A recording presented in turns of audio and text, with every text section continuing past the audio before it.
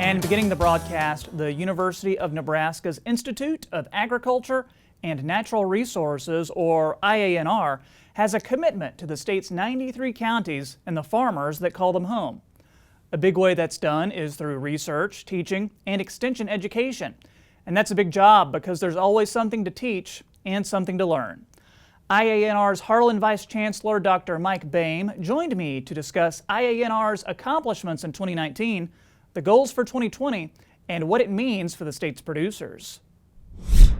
You know, IANR is an amazing platform for making a difference in the world. And we start with a focus right there on Nebraska, thinking about how we produce food, fuel, feed, and fiber for this growing world that we live in, how we produce that food, being mindful of the sustainability of our natural resources, which Nebraska's, abundant in spades, our water, our air, and being mindful about the success of Nebraskans and thinking about success of individuals, whether those are students here at UNL or across the system or back in local communities, and how those individuals make up families and communities. That's really what we're about.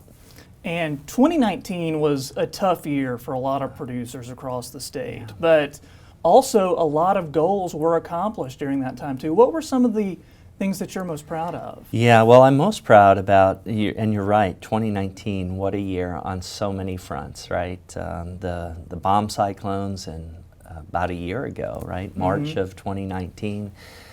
Didn't even know what a Boehm cyclone was, Troy. Now we know all about it. Now we know all about it, unfortunately. And then the subsequent flooding that swelled our nearly 80,000 miles of streams and creeks and rivers to beyond imagination, and the breaking of the dam and just the flooding and the impact that had on our production land, but mostly on our communities. That was the beginning.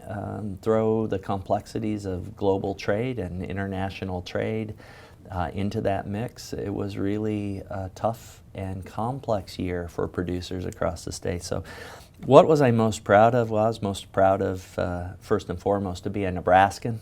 I was proud to watch Nebraskans deal with that adversity, their resilience shone through, how they rolled up their sleeves, and how Nebraska Extension and other parts of the university were right there working in partnership to figure out what communities needed during the height of the flooding, and then thinking about how to find that new normal.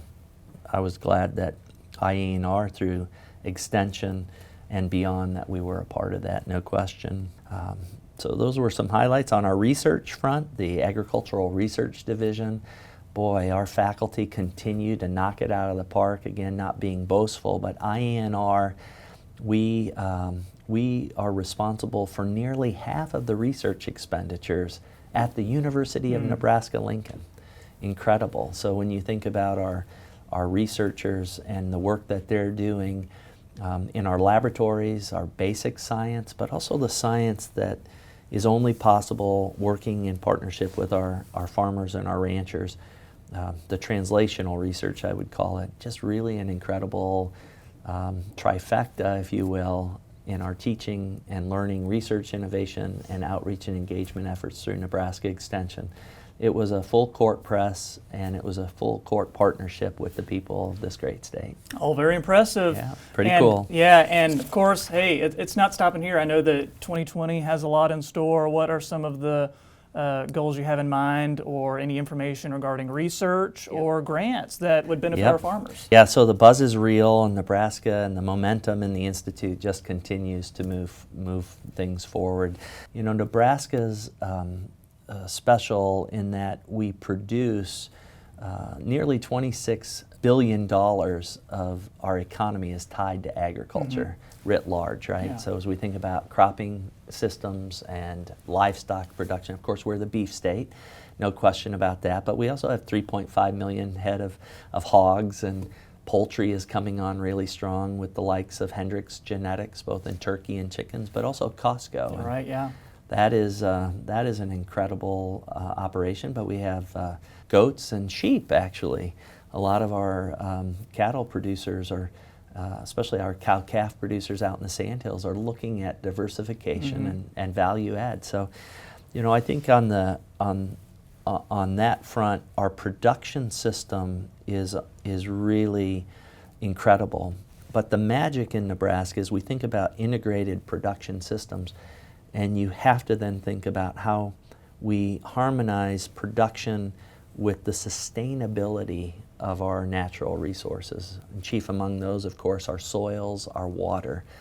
And our producers in the state are really internationally known as being not only amazing producers, but great shepherds of that natural resource. And so one of the things we do in Nebraska better than any place I've been is this harmonizing of production ag with sustainability of our natural resources. Okay, so as we wrap up here, what's your final message for the farmers and producers who are watching? Yeah, my final message to everybody, to the farmers and producers, are first and foremost, we can't do what we do without the partnership with our amazingly innovative ranchers, processors, farmers, producers, rural leaders. That's the bottom line. And so I think we do some things amazingly well, and we're proud of those things, and we continue to listen to move the needle.